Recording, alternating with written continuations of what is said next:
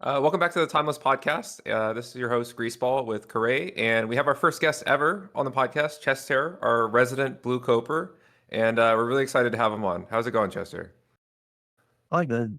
Um, I'm very happy to be in this pretty nervous. Not, I'm not really doing. I haven't really done any podcasts Well, we're since glad to that. have you. Glad to have you as the Blue Cope expert. So, we wanted to start off by talking about Ponder and its implications on the metagame. And the number one space where this seems like it's going to have really strong implications is in fared blue decks, which I know is your expertise. So, you can go ahead and start us off and talk about like the deck building changes that you've gone through and how the archetype has changed since we've gotten Ponder. Yeah, so I've went through a couple of iterations. The first one, we didn't really have script lines, but that was before the Thunder came out. But first, then he just asked me, what are your impressions of New Pro?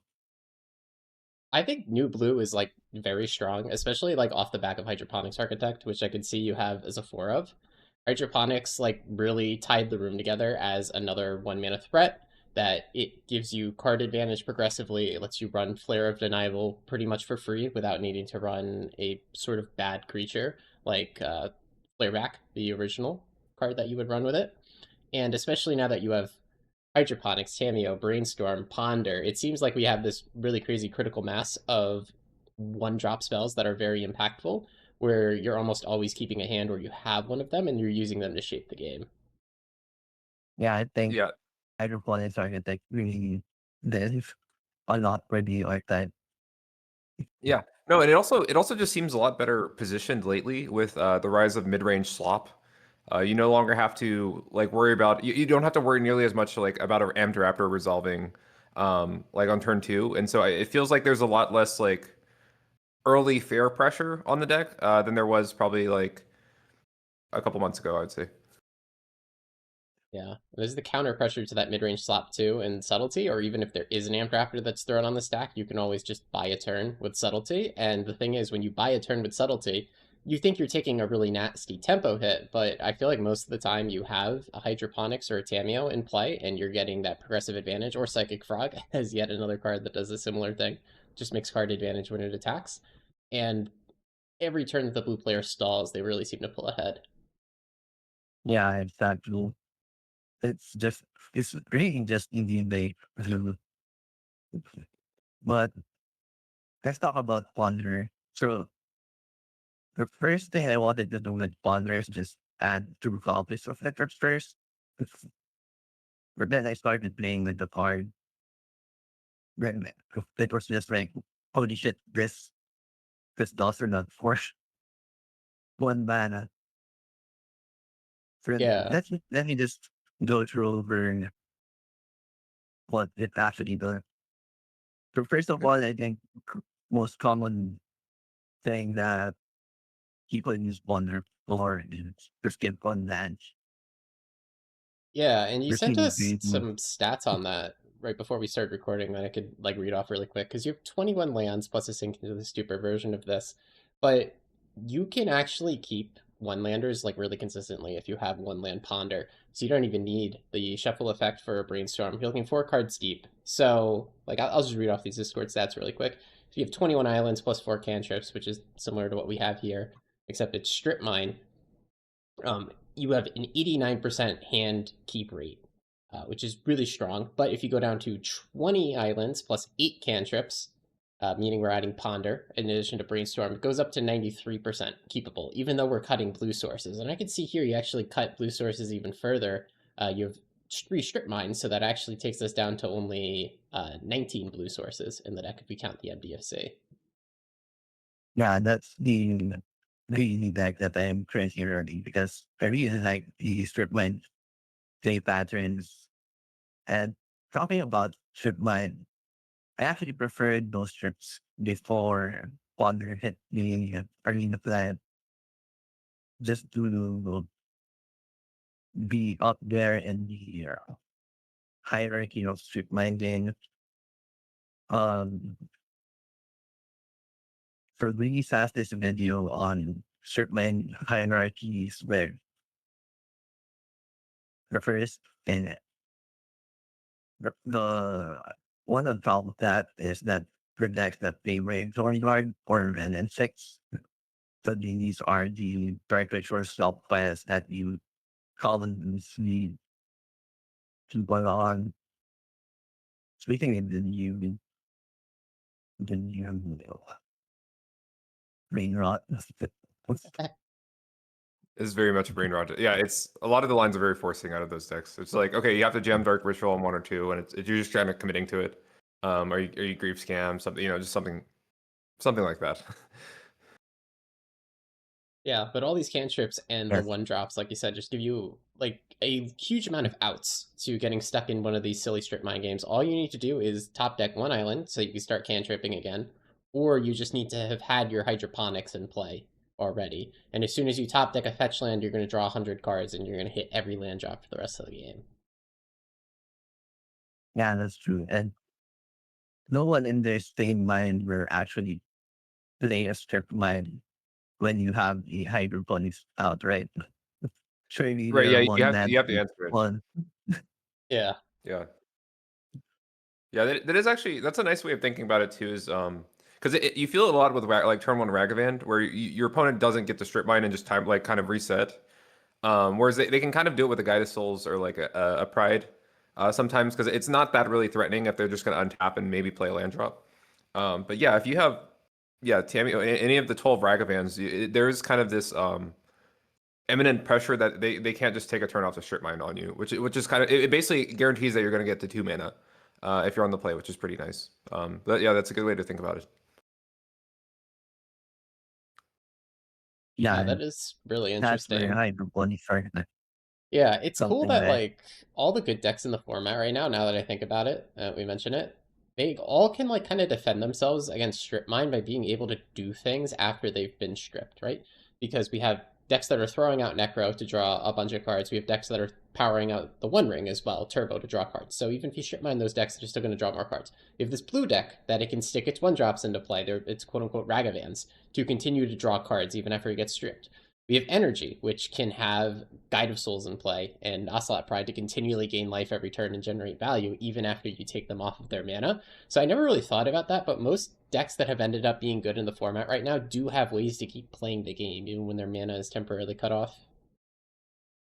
Yeah, and they're also yeah, and they're also all just playing. I think outside of Show and Tell, they're all also running elementals, which is another big part of. Okay, I have 0 mana. Let me at least do something, right? right. That's why I put it on 1.5 over the strip mine hierarchy.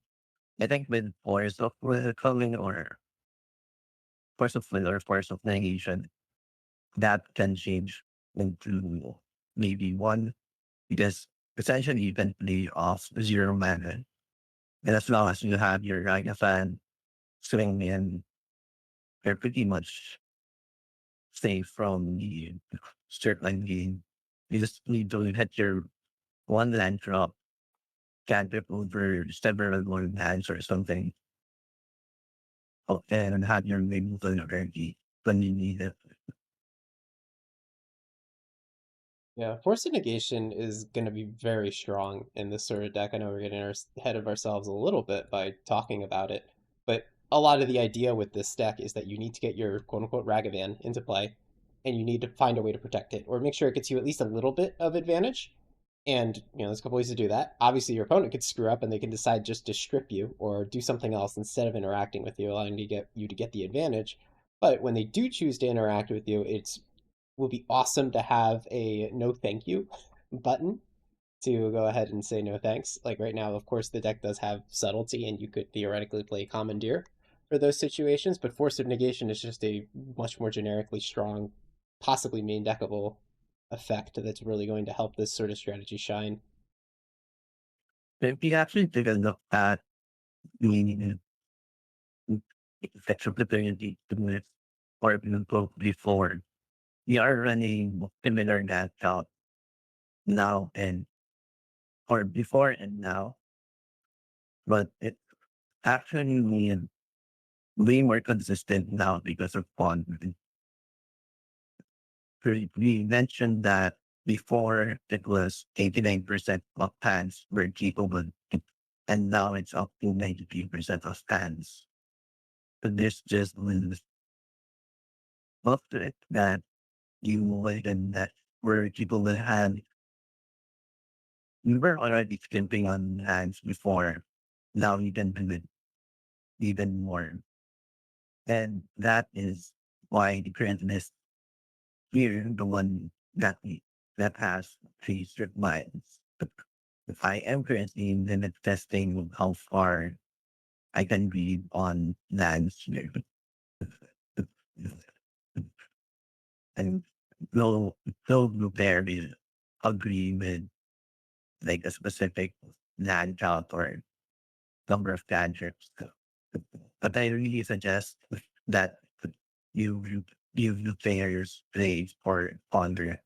If it does a lot more than letting you skip on lands.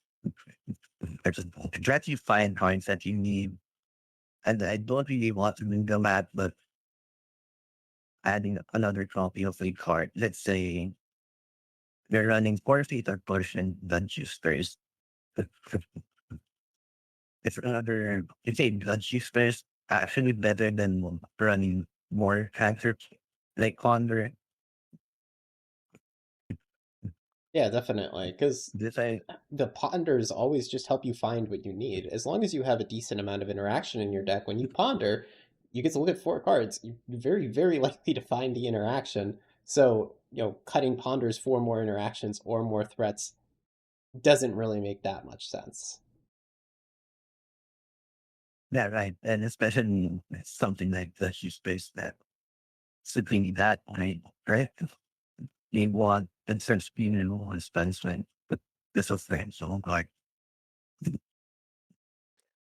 Yeah, and it's also just kind of like helping you bridge to your like cruises and stuff. Like basically anything. You have a lot of if you just need the one spell pierce, or if you or like you just need a bridge to like a flare of denial or a treasure cruise, or you need to start clocking them with frog because like I have noticed that this deck like without frog in play, the clock on this deck is very very slow.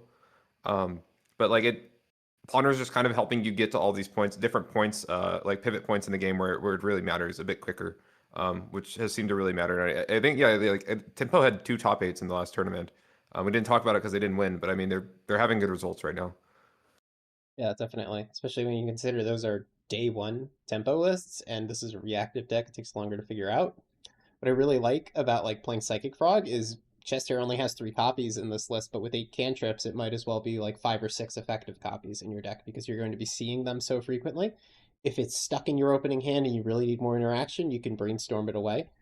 Frog is very powerful. It's their fastest clock. It's a great source of card advantage, but it is a 2 mana card that doesn't do anything until it gets to attack, which is something that you can't always keep in your opening hand in Timeless.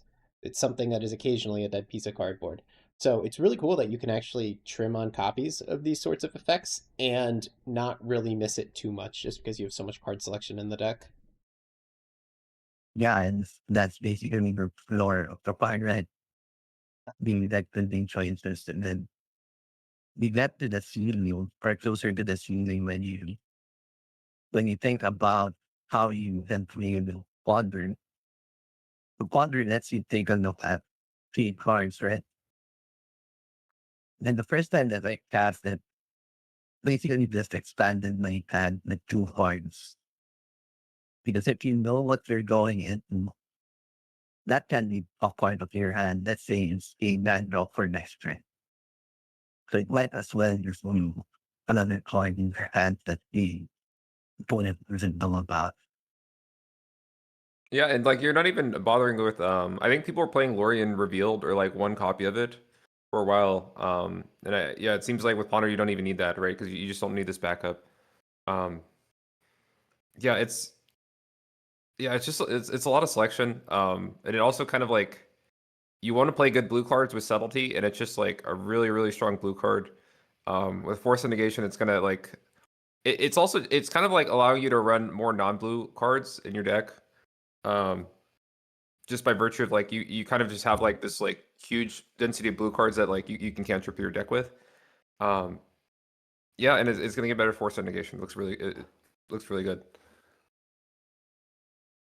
I think I guess one thing I've kind of seen is that it seems really like with these kinds of builds though, because they have the 8 cantrips, crews, they usually only run like 4 fatal push. And then there's kind of if you try to run like like black or sorry, you try to run blue with like a different base. If you're playing like a tempo mirror and you don't have access to bowmasters, it really feels like the game kind of gets out of hand like very quickly if you can't answer it. And like I just having 7 bowmaster answers and having your own bowmasters to play seems to be like extremely valuable in these tempo decks right now. Yeah, Bowmasters is like really incredible in the format right now. Almost every single deck is drawing cards. We're getting back to people playing energy and a lot of other threats that are vulnerable to the Bowmasters ping. I think Bowmasters did kind of fall off a cliff when we got the anthologies and we got a bunch of new cards in. People were playing mono black with 0 copies of Bowmasters in it because they really just wanted to jam Doughty Voidwalker and their Barrogoyfs and play Stompy like that. But we see a lot of people going back to four bowmasters in those sorts of lists as a reaction to just how many one rings are running around the meta and how many just like how many cantrips and card draw that blue decks have access to right now. Yeah, I'm not really sure how good Old Masters actually is against the green black donkey decks. Yeah, it's definitely like not great against them, but it's a main deckable card that you'd probably sideboard at for your more focused hate pieces there. I Most guess of the what time, uh, yeah, go ahead. yeah, what are your ins and outs of the green black matchup? I'm curious. Again, I think they're looking for to play have practice in Old Masters because could be one turn or be the push in their deck and sometimes to masters. And if most of your ones are on just dropping them with masters or frog, you go on and on the frog or you just hope your masters wins through the lean there. You didn't want your any. Yeah, you have to jam a lot of interaction and hope it's good enough. Because against their deck, they are generally putting multiple cards into one card. They're usually using like a Gromox or a Dark Ritual to power out their Worry Zone guard. So you really only need one free piece of counter magic, I would imagine, to actually contain them. And then at that point, it's just 10 turns of turning a Bowmaster sideways, which can be painfully slow, but when you have the digging power of 8 cantrips, you can keep finding answers and you can keep getting there. Yeah, and something I've been doing is actually going in 2 or 4 common years when I'm on the draw. Yes, I don't know if it's really common that they have turn 1 or turn 2 ring, but I'm guessing they are looking for that hand most of the time against any other deck because that's the the most high rolling venue be with that deck, right? Yeah. Yeah. I'm actually like a huge fan of Commandeer in the meta right now because pretty much every non-creature spell they play, you're gonna want to Commandeer. Like even if they open with turn 1 Thoughtseize, you want to Commandeer that, turn that Thoughtseize around and point it at them because the green black deck often keeps hands that are all in on a single threat, all in on a zone guard, a one ring, Barrogoyf, whatever, and they're Thoughtseizing you to specifically clear the way for that one threat. So it's totally worth giving up 3 cards in your hand to prevent yourself from getting discarded and get rid of their best card in hand. Like I was playing not this deck, but a bit of a show and tell last week, and the commandeers in the sideboard, I was always bringing them in against those sorts of decks. And I even had commandeer in the main of show and tell at one point. I played the version that was playing main deck commandeers, and I loved just commandeering the one ring or a discard spell from the black deck in game one. They absolutely never expected it, and their game plan just completely falls apart if you do that to them. Yeah, and I think Chester on your list, you've kind of hedged with that with Spell Pierce. I think I remember I was testing for you for a tempo matchup with Red Stompy, and you just kind of looked at the list and you're like, oh, this list is like actually really good into Red Stompy because it has like 4 Spell Pierce and 75. And I was like, I guess And I was like, I didn't think about that, but it is like pretty active. And I think we went like, I think you went like 6-1 in games or something like that, or like 7-1. No, yeah, 6-1 in 3 matches Yeah, against Stumpy. And it was just like, oh, I can't do anything. Like I really can't. If you have a spell pierce up, like, oh, that's all my 3 drops, all my 4 drops. I think at one point you subtlety'd a Goblin Bombardier, and I had like one. I had basically like 3 mana in play. I had to choose whether to top it or not. I didn't have a 4th land in hand, and then I had like One Ring, Fury, and like a Pyroglyph. So just like 2 4s and a 5, and you just top my card. I don't have a 4th land drop. And I was just like, well, I have no way to win this game. I either try and redraw Bombardier, which is a card I know I can play, or I hope I top deck a land, and hope you don't have another counter spell. It was yeah, it was really miserable, and I just like I made me kind of realize how attackable you can hit a deck like Stompy with just something like as small as like a spell pierce. And when you have more cantrips to get to it, and you know it's good in an open deck list tournament, it really feels like a bad matchup for mono red. It's really cool that like the deck can actually just be so controlling and so locked down without the card Mana Drain or actual counterspell. Like those very good cards. Mana Drain is a fantastic card. It's incredibly strong, and current Blue Mage philosophy is to completely discard it and play a different interaction suite. yeah. Yeah, well, I mean, Think yeah. most of the time it's an actual tempo deck right now because of how aggressive you are throwing resources at, let's say, a grief, or like you said, you can commandeer a thought seeds and you will be fine. Yeah, Pretty holding weird up 2 mana right is a now. lot to ask for in Timeless right about now. Yeah, there's so much pressure on turn 1 and turn 2 that right now if you're on the draw with a mana drain, it's gonna feel a bit too slow.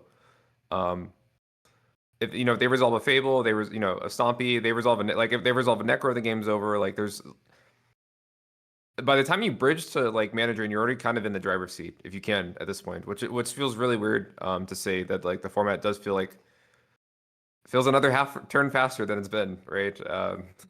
But Yeah, No, I totally agree. And like that's a good point. By the time you bridge to Mana Drain, i.e. the ability to hold up 2 open mana, you probably have like a Ragavan or 2 in play. You're drawing a card every turn for your cantrips. You might have treasure cruised already. At that point, just spend 2 cards again. Doing Subtlety or Flare of Denial doesn't matter. You have unlimited card advantage at that point in the game. yeah, it's felt like the fact that subtlety just gets binned once it like counters your spell, and then it's like 1/7 of the cards you need to delve for treasure cruise. It's like, okay, well, you didn't really like two. It's not a 2 for 1. It's like you got like 2/7 of the card back on that by it going to the graveyard, which feels like really weird. It's gonna Yeah. be, yeah. I think same thing with force negation too.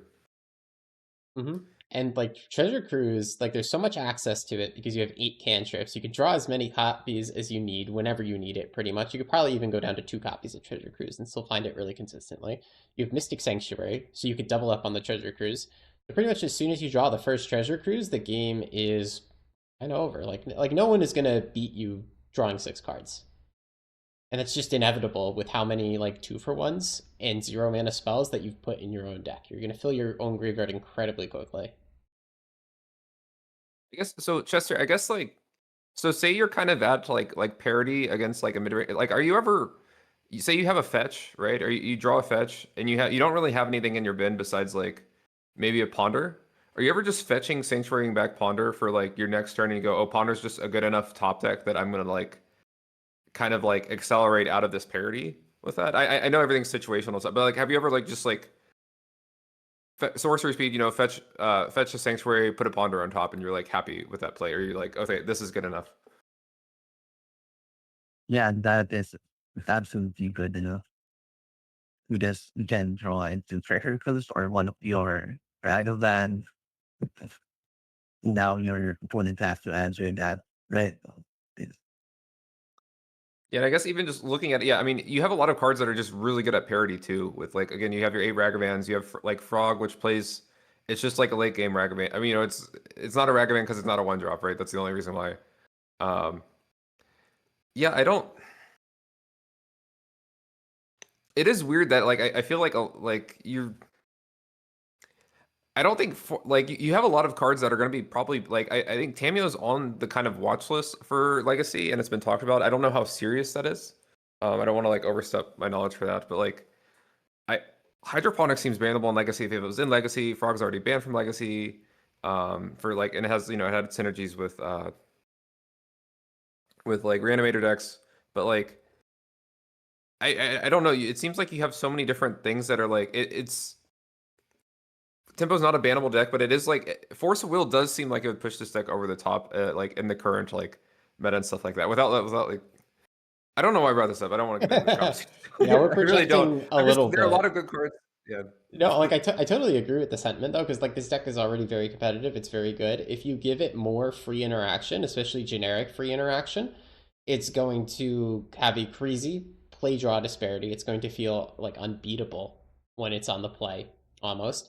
Especially if you get a piece like Daze, which is strong. Let's remind ourselves that a lot of cards have died for Daze's sins in Legacy that are very, very legal in this format, like Ragavan and even innocuous cards like Expressive Iteration that don't make the cut for this deck died just because there's free counter magic. And that's another interesting point about free counter magic is that once you get enough of it, because we know we're getting Force of Negation, we can talk about this. You get to play some slightly more dirtily cards, and those slightly more dirtily cards, Expressive Iteration is a good example from Legacy, become more playable because you know you're going to get to turn 2 more consistently because you have these 0 mana ways to defend yourself, and you could find more 0 mana ways to defend yourself when you dig 3 deep off of a card like that at sorcery speed. I mean, you might not even need to play those because you already have your Ragavans and for like Frog and Cruise, right? To like, Yeah. I guess the two things in this deck that like kind of keep it like like a fair like a reasonable deck in the format is like one, the clock is fucking terrible. Yeah. Unless you have a Frog in play, the clock's like kind of slow. Like it's just really slow and you deal a lot of damage. Okay, so that's one. Two, you deal a lot of damage to yourself through like all this fetching. And then I would say three is your interaction, your free interaction. Is like Flare is what's conditional on having a creature, and then Subtlety is conditional on being a creature. When Force of Negation comes on play, it's all going to be it's another conditional interaction spell. But like I do feel like okay, so it's like yeah, it's like Bad Clock, uh, mana base hurts you a ton, and then like conditional, very very conditional interaction, right? But I feel like with Ponder coming into play, like the the cons of having this conditional interaction do kind of reduce a bit because you're going to be able to kind of filter into it a bit more frequently. And the clock's a little bit better too, because Psychic Frog shows up right on time when you're digging that much through your deck. It is still a And slow I think clock a overall, common, though. yeah, Go a ahead. common thing I see on front years on the had is that the argument that the person with just glitching twice to signing fraud. Yes. The way that you have to think about it is that by not switching cards to psychic on, you're actually giving your opponent more turns to draw out of it. So you have to maybe try to divide that draw. Because longer you have to turn that draw faster so that you can be a bit more successful than this guy. It actually doesn't really have that slow of a clock if you're just glitching just twice to psychic on. Yeah, and that's like what I like about this deck a lot, even though it's not my favorite deck to play, and sometimes I dislike playing against all free counter magic. It's that it's very skill testing. At the end of the day, whether or not you discard to Psychic Frog, it's a real decision. What cards you're keeping on top with Ponder and Brainstorm, it's a real decision. Some cards like Hydroponics might be a bit more straightforward, but I do like that this is a deck that it rewards good decision making, it rewards good deck building. You are by design supposed to 2-for-1 and sometimes even 3-for-1 yourself in order to answer your opponent's cards, and you could absolutely screw that up and lose yourself the game. But a good player will figure it out and they will perform well if they make all their decisions right, which is awesome. That's why I kind of don't question the topic of adding force of will in the form. Because I do think this deck just becomes overpowered by that point. And I don't want to keep playing leaders Yeah, and you know, I've been doing like my new account challenge where I'm trying to go to Mythic for your budget on a fresh new account, right? And you only get so many rares and mythics. What's cool about this deck is like all these cantrips and interaction, it's all commons and uncommons. And I was just saying this morning, you know what? I should have made the Psychic Frog budget deck because you spend your 4 mythics on Tamiyo, you get Psychic Frog and some fetches with your rares, and then like you have this deck. You're not going to have player denial and subtlety until you get more wildcards, and you won't have a perfect sideboard at first. But it's cool actually that this deck is like pretty budget friendly and buildable for a new player.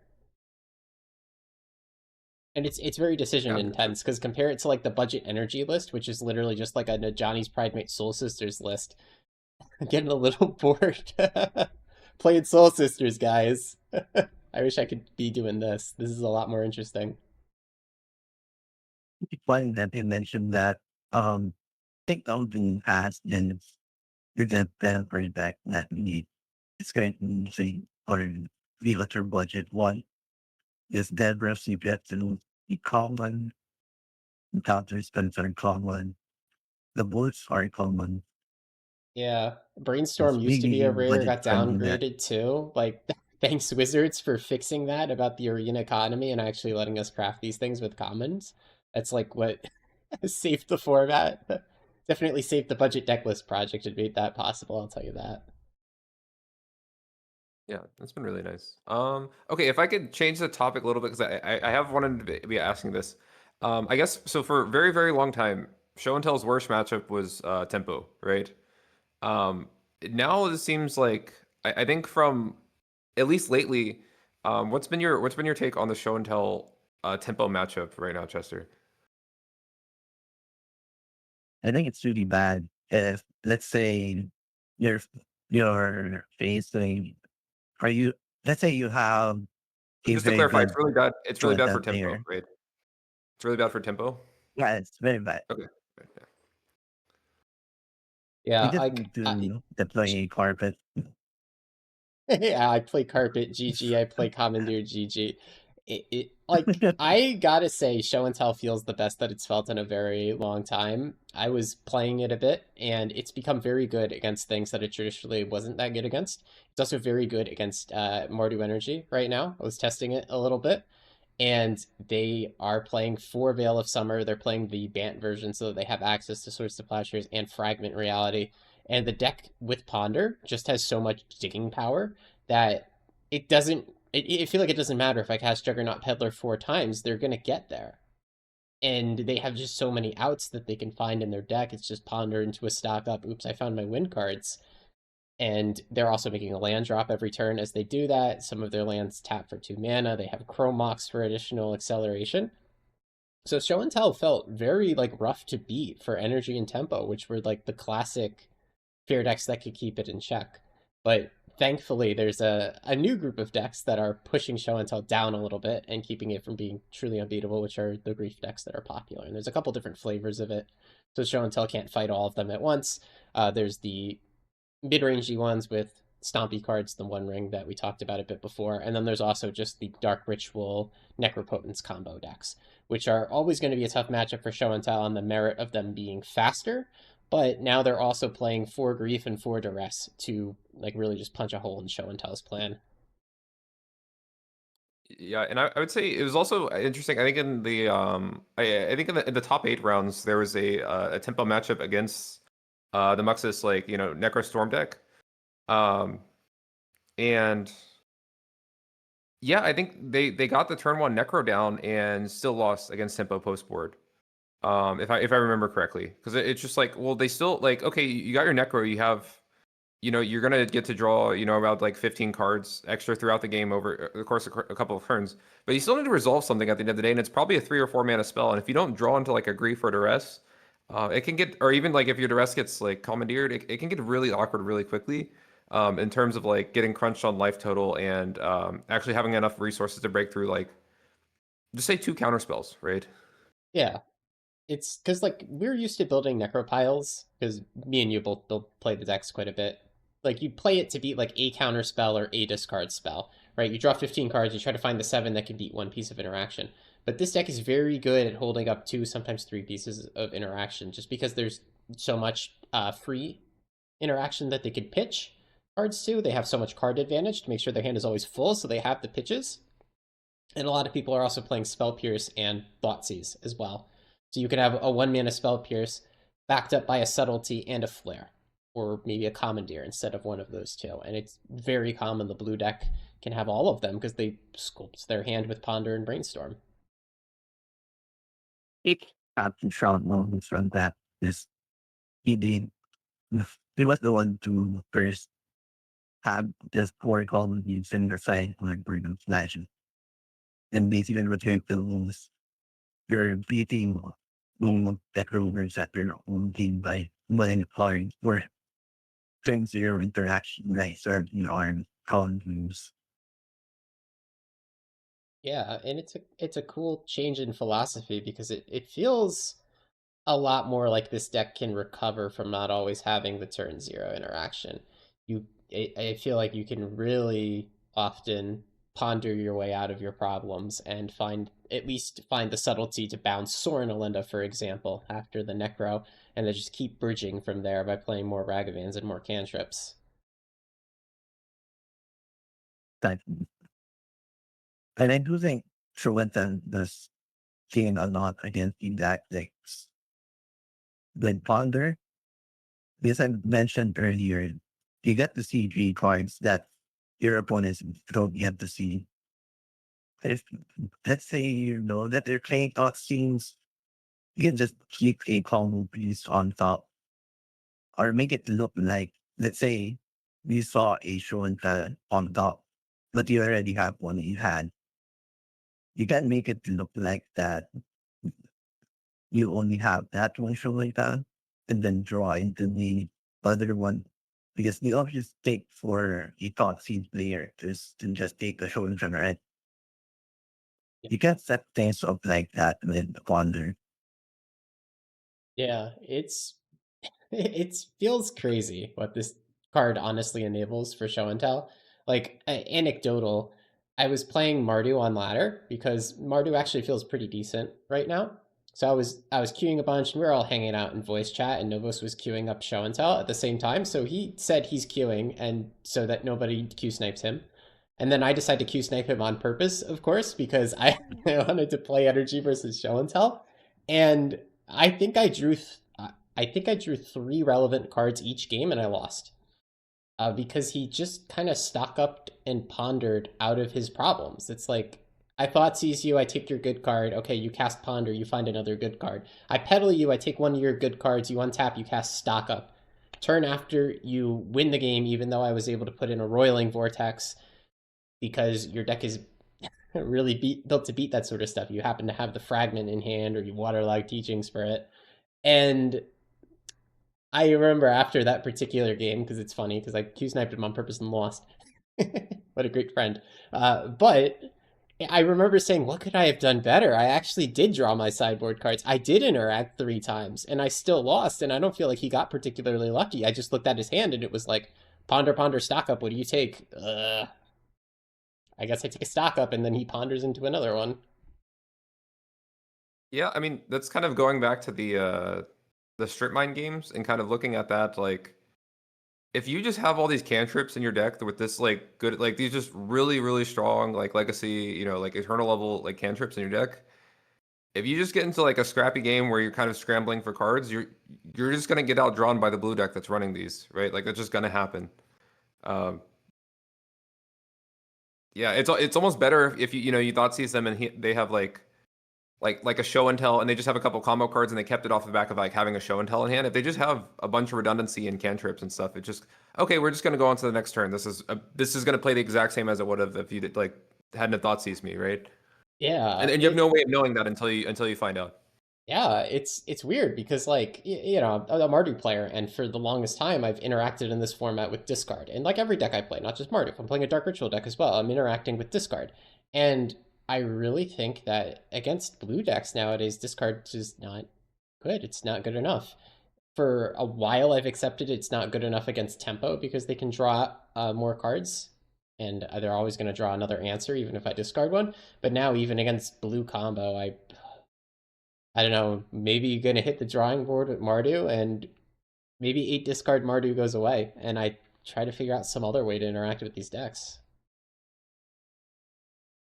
Like, I felt like my Boros energy matchup against Show and Tell, it was tough, but like we tested it and I was able to eke out a positive win rate if by having hate bears in the sideboard. So maybe you can visit something like that again. Put Ancient Tomb in your It was energy deck and try to fight back. It was pre-ponder when we tested that though, pre-ponder. so Yeah. Yeah. it only gets worse. Oh, it only gets worse. But like I could of course tune the deck for the current meta.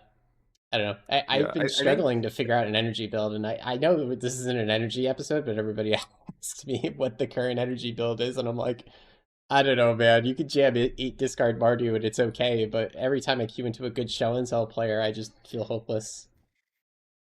Yeah, I think like Mono Black has managed like a reasonable win rate against Show and Tell, but it's like, okay, congrats, you beat Show and Tell when you're playing 4 Thoughtseize, Grief or Animate. You know, it's not like you're kind of all in on it if you're doing that in the main deck. And then you're Yeah. just kind of opening yourself up to everything else.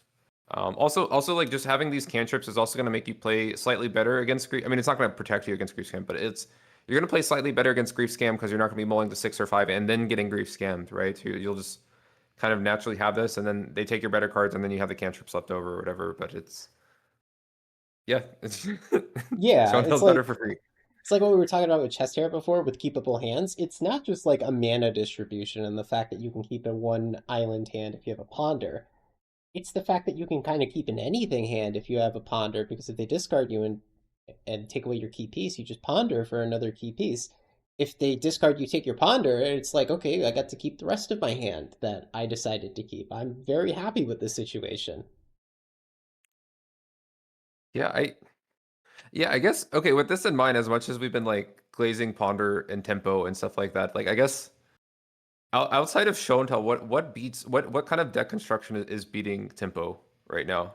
Like, I mean, because Eldrazi's not in the format. Energy's like there. I don't know how good I don't really know where the energy matchup is at this point because energy's kind of up in the air. Like, what else are you like afraid of being queued into? Or is there a deck that you're worried about in the meta right now for your first tempo?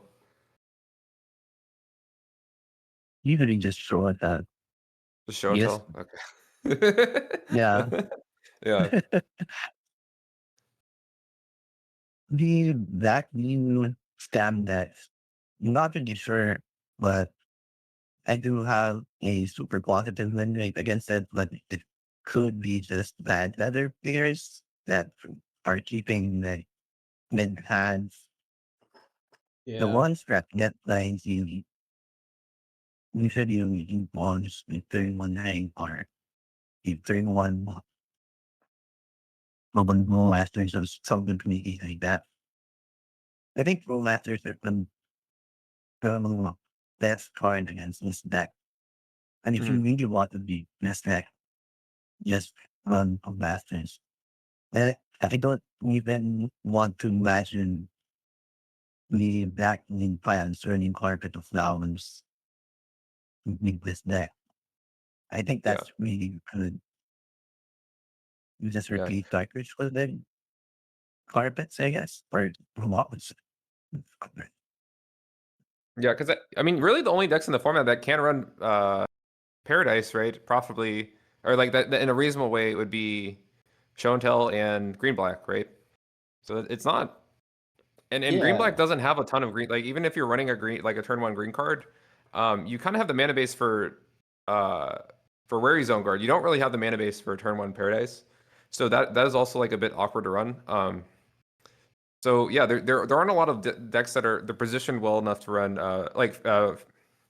Carpet right now, which is also Yeah. something to deal with. I do think the self damage that you take from your fetches and tempo and like kind of compound the issue with Bowmasters a little bit. Just because like say you kind of have a reactive hand with like ponders and stuff. If a Bowmaster comes down, then okay, now I'm taking 2 from my ponder. It's really bad. I mean, and you just can't even look at your brainstorms at that point. But like there is a lot of Bowmasters did seem to get a bit better against the deck with ponder in the format, if that's fair to say. Which like I don't think it's like a crazy take or anything. It's more cantrips, Bowmaster better. But yeah, okay, yeah. I mean, 4 Bowmaster is Yeah. probably just the start for every black deck that can run them reasonably. Yeah, I mean, it's interesting that Carpet is an amazingly good card, both against Tempo and Show and Tell, two decks you really need to beat in the format right now. But green is just the worst color in the format, and there is absolutely no reason to run a heavy green deck other than sideboard cards right now. Worry Zone card is the only green card that really sees any play in the meta, and like you said, it's mostly splashed in that deck. Green has been relegated to a sideboard color for a long time, and even though we got strip mine and ways to abuse it, there isn't a heavy green deck in the meta. No one's playing like Ice Tail Explorer or a card like that that actually incentivizes you to be heavy green. No one's playing Natural Order. No one's playing Birthing Ritual as well right now. It's interesting. Maybe there's room for an anti-meta deck that can play a lot of these cards. Maybe. Like Birthing Ritual, I just mentioned, that's a sweet card theoretically if you get to resolve it. It's one way that you can beat the amount of card selection that Ponder offers by having a Birthing Ritual letting you go 7 cards deep into your creature deck every turn. Yeah, I think part of the issue in terms of positioning right now is, say you decide, oh, I want to run green because I want to touch green so I can use carpet. You can play it against tempo and it's good, right? You can play it against show and tell. It's not really good against show and tell. If you're just like a regular like fairish deck, because like they just have these ancient tomb draws. They can just hold up fetches when it's like not super important. They also have chrome mox. Sometimes your carpets are only generating like 1 or 2 mana, and it's just like not really enough to like do the thing you want to do and overwhelm them. And so then at that point, okay, it's like, okay, I've added green so that I can touch carpet, so that I can hit tempo, and then you're not really getting a lot of additional. You're just trying to counter deck tempo at that point, right? There aren't any other like incidental targets that you're hitting by running carpet, because everyone else is like base black outside of show and tell and tempo, right? Yeah, I gotta Or agree. Carpet's actually not that good against show not and base tell, like black. you said, just because Chrome Mox, Tomb, Carpet is a lot of their mana sources. And also just because the games go so fast. If you're at the point where Carpet's making 3 mana, the show and tell player has already You've been done something. contained, right? You've done the thing. You Yeah, have Flare of Denial yeah. them Just twice, you commandeered their card advantage spell, they're out of the game, and now you're in the driver's seat. You don't need 3 mana. and There's you other spent a things you whole could do. card on carpet instead of putting like down like a 1 drop that actually clocks them or something, right? Yeah, or having another card to Yeah. pitch to your commandeer so you could steal their stock up so that you can pull ahead. They're put into their deck, in their friend deck, and we win against blue. There are predictor card, and it's like, I said blue black because they specifically want to shoot out the drop or drops. So if you drop 5 those in your deck, let's say you're splashing green and minus stuff to be tempo. You're not going to get to use all of that mana because you're already low to the ground. Not unless you're using it for treasury cruise, but that's pressing under random use for carpet, right? Sorry, I had trouble understanding that last part. So the only thing you can use the carpet mana for in a shell like this is to cheat out treasure cruise. Because you don't even have high CNC cards. Like Yeah. the You're one not playing thing Laris. Laris was the Fire big Force. one from before. Like when you played Mana Drain in the deck, you would cast Mana Drain and you would get a free Laris in your hand, which was a good outlet for mana. But now this, you're right, this deck has like nothing to do with Mana Drain or Carpet of Flowers mana if you even had it. All right, we talked about the really good established decks of Tempo and Show and Tell for a while. Do we want to talk about more like off meta builds of how you could try to build like a cool combo deck using Ponder? There are a couple examples we saw running around. We saw Slot Machine being rebuilt with Ponder. We saw Necrostorm being rebuilt with Ponder. Maybe we can go over how you would retool a deck like Slot Machine to take advantage of extra cantrips. Yeah, sure. Yeah, I saw for slot machine, I saw a really like really interesting build where they were Sultai show and like basically they're Sultai playing show and tell without the full combo, and then they had Veil of Summers in the main deck, and then they also had One Rings to like turbo out N2, and you're kind of just doing this like aggressively fast thing that goes over the top of mid range, right? By like turboing out like a Soren Linda, turboing out a Traxa, a One Ring, all that. But then you also have Veil, and then so One Ring also gives you protection against like the Muxus deck from like getting tendrils for lethal, which is a big concern. And then it also Veil Summer also gives you protection against like all their grief starts and if you're on the play, and then also against tendrils as well. And it's really annoying for them to play around. And then you also like Veil also just is incidentally good against like the Grief X decks, which are a lot more decks in the format now. Grief X is like very a very high percentage of the meta at this point. I would say like I would say 30+% is fair. I might be generous one way or the other, but like so yeah, it's just rebuilt with Ponder, Veil Summer, One Ring, and they kind of say that's good enough. I don't know 100% what they cut. I was just kind of like watching what they're doing, but yeah, it seems like a reasonable way to build it in terms. It's kind of interesting because you have this like combo all-in combo build, but then you're also giving it these tools like Veil of Summer and One Ring to like kind of give you play against the Muxus deck, which is neat. Yeah. And I think they 2-0'd me with it. It was like, yeah, I can't beat that. You have Veil of Summer. Oh, you have One Ring. Okay, cool. Yeah, it's sweet. And another cool part of Ponder, like Chester was saying for the tempo decks, is that you can cheat even more on lands. This is a deck that absolutely loves cheating on lands. It only has 15. You do, of course, play 4 Chromox and 4 Trolls, but you probably get that number even lower if you put 4 Ponders in this deck. You could play like maybe only 12 or 13 true mana sources if you added all of the cantrips to this deck, which would be pretty crazy.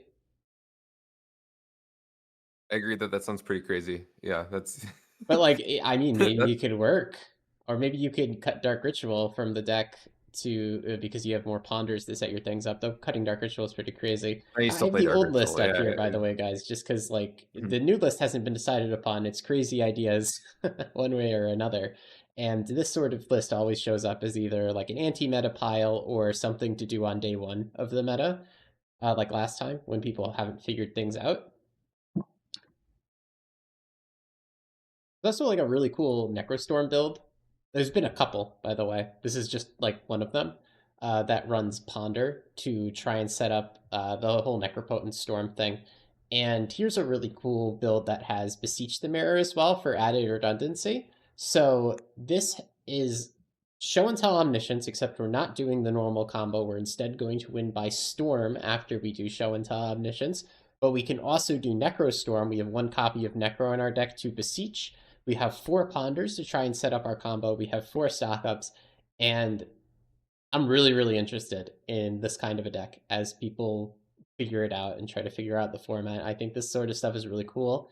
I think that Ponder enables it in a really unique way. Like before, these decks were just like a little too hard to assemble with the London Mulligan, but you could keep a somewhat reasonable Ponder hand with this deck and say, okay, I just need to Ponder to find my second land drop so that I can go Dark Ritual Beseech next turn, rather than having to pray that you find it off the top, or I just need to Ponder for fast mana, which is very likely to hit when you're playing 4 Chrome Mox, 3 Mox Opals, and 4 Dark Rituals in a deck like this.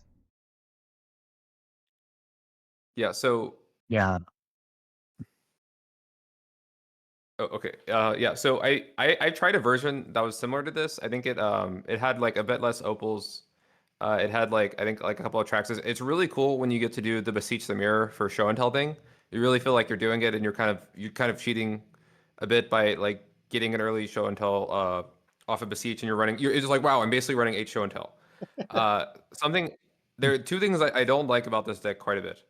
You're gonna open a hand with Ancient Tomb, show and tell, a payoff, and then you're going to have a swamp or a vault of whispers.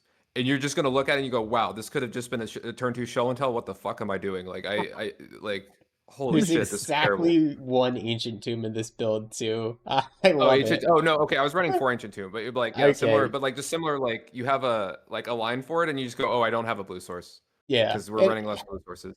Yeah, and I wasn't Yeah, and then criticizing you. I just happened to notice there was yeah, exactly one Ancient Tomb right after you said that because I'm like, oh, that's a good point, Grease. How does he fit 4 Ancient Tomb into this deck? And I look, and there's exactly one classic quirky blue yeah. mage deck building.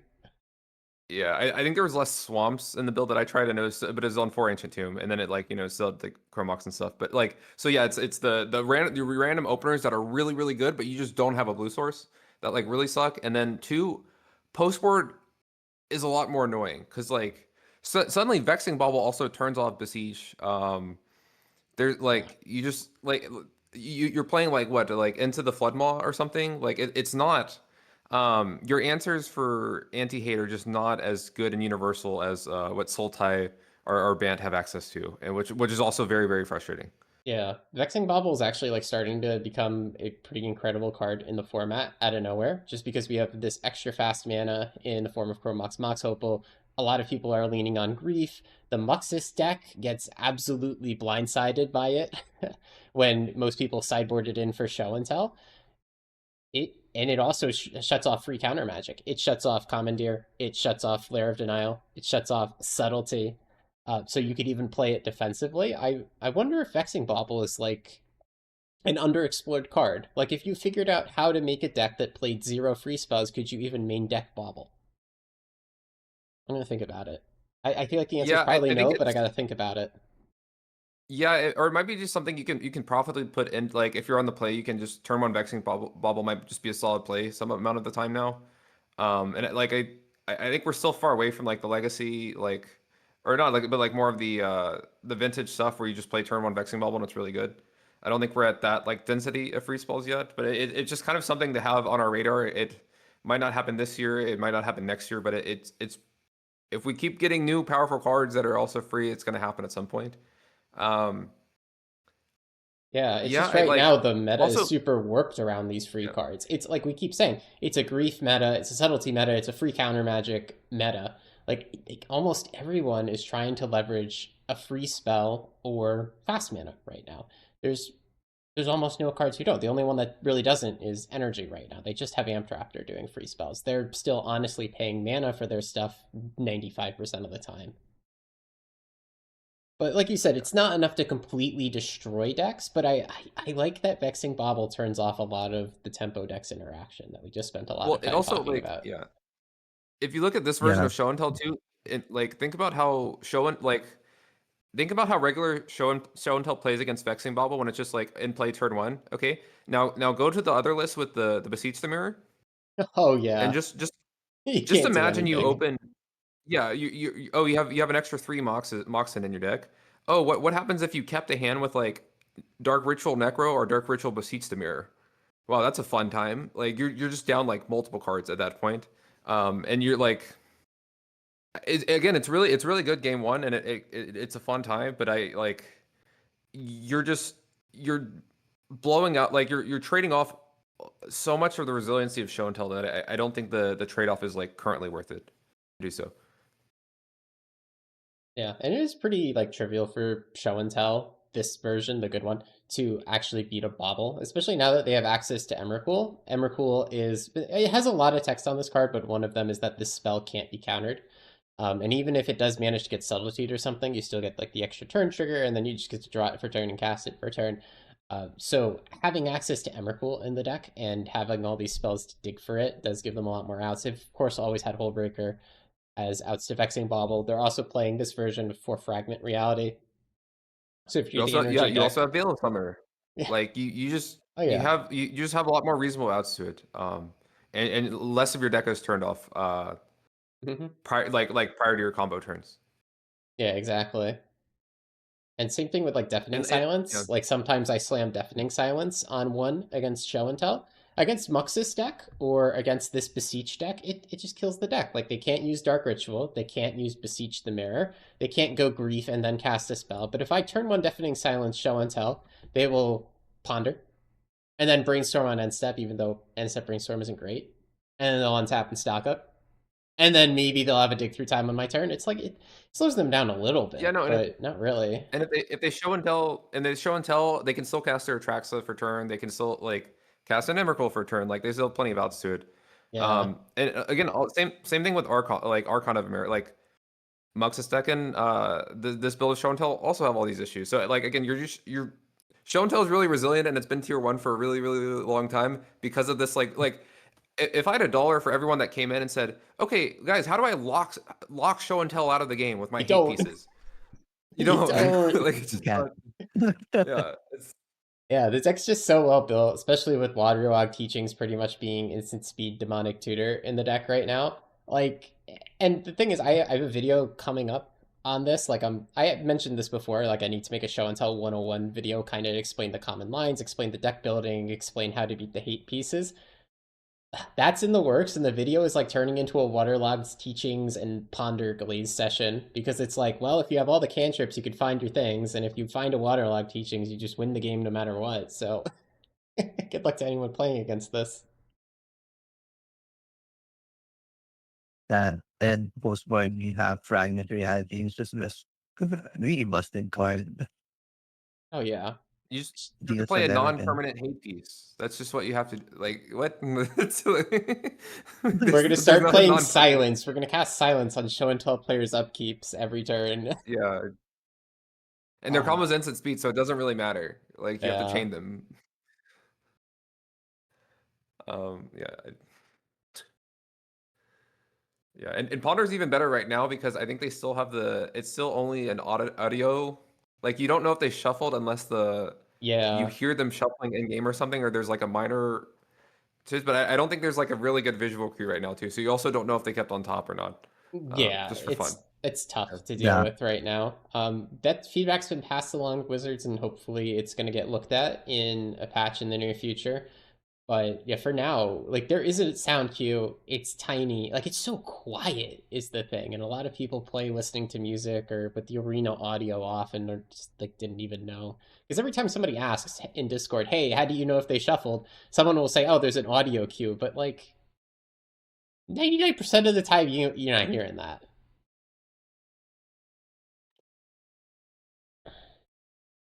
Yeah, you just gotta buy some like $200 headphones and lock in on arena gaming and Yeah. listen for the You need the ponder shuffle. headphones, the gaming chair, you need everything if you want to hit Mythic Yeah, nowadays. but yeah, this is kind of I guess yeah, ponder's basically the best addition Blue's gotten since I like stock. No, it's been the best Blue edition in a very very long time. Yeah, Thinking about it's like the core of Blue card. probably the best that it's gotten in the whole format. Like Brainstorm predates the format. Brainstorm was played and banned in Historic well before we had Timeless. Maybe Tameo is just as good, but like Oh no, Tameo was unplayable in architects Show are and very good. Tell. Yeah, Yeah. Like this is just Yeah, and generic. It goes in every deck. It shows like if you're not a legacy player like me, I never played legacy. Now I get what these guys are talking about with having access to amazing cantrips for hand sculpting and how these kind of formats turn into blue soup because blue gets the free interaction, it gets the good card draw, and it gets the good selection. yeah, and it's like what are the deck requirements for like at least with like brainstorm it's like okay you can't run fetches this and that like that kind of thing the sequencing kind of matters. The building requirements for ponder are I want to mulligan less. I have cards that I want to find in my deck. Um, Yeah, there are no I have requirements enough for like Ponder. I have Yeah. blue sources. Yeah, Exactly. Like look at the slot machine build here. It wasn't running Brainstorm in the past for that reason because like you're running a lot of your mana sources are things like Chromux Dark Ritual. You're running four you're Ancient running ancient Tomb. tombs. You're trying Yeah, to run Gemstone Caverns instead of fetches. You had 1, 2, 3, 4, 5, 6, 7, 8 just fetches at most, and you're yeah. sideboarding those out for Gemstone Caverns half the time. You can't run Brainstorm in that deck. Yeah, and you have to be able to go like blue source into fetch for brainstorm. So if you had if you're a dark ritual deck with like a lot of swamps, like you don't really get to do that. Yeah, exactly. Um, Like fetch is grabbing your watery grave. You only have 2 of them in this deck. yeah. that will keep that balance list though. Pretend develop to one for you turn one lead when you're playing his back. Um, you can. I don't know if you really want to, but I think it's just one of those things. Like if you have a 5 or if you have a 6, or like you have playable hands in the first place, and then you just instantly have ponder in them, then they're probably fine, kind of thing. And like oh, if you get Thoughtseize on the draw, then or like if you're on the draw against like a Thoughtseize deck, you just kind of keep your ponder hands too. Um, yeah, I mean I don't think it's. I mean it's something worth trying. I don't know if it's necessarily like the best thing to do in those lists. Because they are like you're probably wanting to abuse the mulligan simulator, like abuse the London mulligan more than you are ponder itself. um but yeah I haven't like we haven't I don't know. There also just has not been a strong pull to like try slot machine right now. Just with how good show and tell is like really felt. And like how like show and tell is just a very active part of the meta too now, which it tends to like historically has not been a good matchup for slot machine. Yeah, like if everyone was trying Yeah. to play like green black strip mine lock, I would be very interested in just slamming a Sorin Alenda on turn one. But like this is very unfavorable into show and tell, as you said. Other combo decks will just go around you. Like Mux's deck is just gonna cast tendrils and kill you. If you try to play this, energy is going to be able to contain this. Blue tempo is going to cast a free counter spell.